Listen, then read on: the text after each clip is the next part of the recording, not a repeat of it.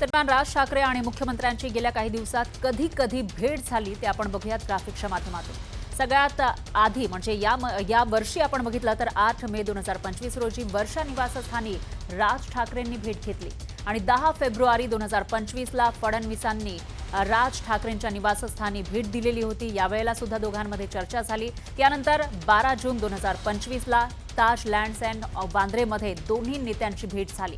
तर 21 जुलै 2025 ला वर्षा निवासस्थानी फडणवीसांसोबत 50 मिनिटं खलबतं झालेली आहेत आणि अशातच आज सुद्धा ही भेट झालेली आहे। त्यामुळे राज की बात नेमकी काय आणि या दोघांमध्ये या भेटीगाठी वाढण्यामागचं नेमकं कारण काय अशी चर्चा राज्यात सुरू आहे। तर या परिषदेमध्ये यानंतर पत्रकार परिषद घेतलेली होती राज ठाकरेंनी आणि या पत्रकार परिषदेमधून राज ठाकरेंनी रस्ते कबूतर यासह विविध विषयांवर भाष्य करत राजकीय पुढाऱ्यांच्या डोळ्यामध्ये अंजन घातलं। पाहूया काय झालंय। आपण कबूतर, हत्ती आणि इतर गोष्टींमध्ये आपण इतके अडकलोय की या ज्या मूलभूत समस्या ज्या आहेत याच्याकडे कोणाचंच लक्ष नाही। म्हणजे लोकांना गाड्या पार्क करण्यासाठी म्हणून ज्या पार्किंग लॉट जे उभे करायला पाहिजेत सरकारकडनं किंवा महानगरपालिकेकडनं काही केलेत, नॅशनलला मागले, पण लोक तिकडे जात नाहीत।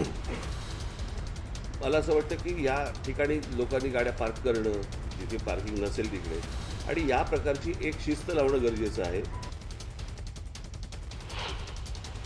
मग असे कोण जैन लोक आहेत की जे कबुतरावरती बसून फिरायला जातात? काय त्या कबुतरांचं?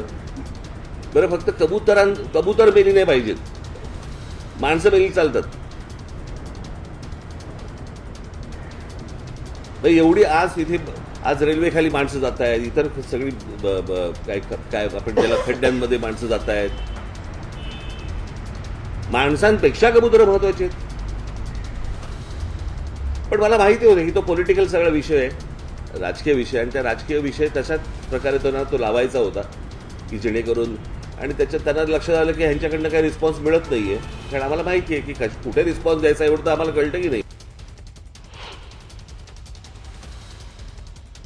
रस्ते बनवणे हा साधारणपणे धंदा आहे, बरोबर? धंदा कशा अर्थाने बोलतोय मी की टेंडर काढायची, रस्ते बांधायचे, ते खराब झालेच पाहिजेत। याच्यामध्ये सगळा जो नेक्सस आहे ना, तो सगळा तसाच आहे तो की याच्यामध्ये ते खराब झाले पाहिजे। खराब झाले की लगेच ते खड्डे बुजवायचं टेंडर निघतं आपल्याकडे।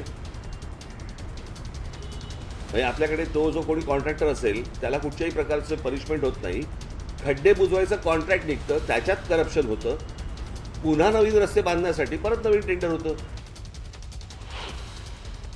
त्यांना हे शिकवलंही जात नाही कुठे गाडी पार्क करायची आणि कुठे कसं वागायचं, कारण त्यांना कोणत्याही प्रकारचा दंड नसल्यामुळे किंवा कोणत्याही प्रकारची त्यांना भीती नसल्यामुळे या सगळ्या गोष्टी शेवटी सरकारची अशा बाबतीत नको तिकडे भीती दाखवतात। कळलं का? की तुम्हाला काय ते नवीन काय फ्रेज आली, नक्षल काय, शहरी नक्षल, अर्बन नक्षल।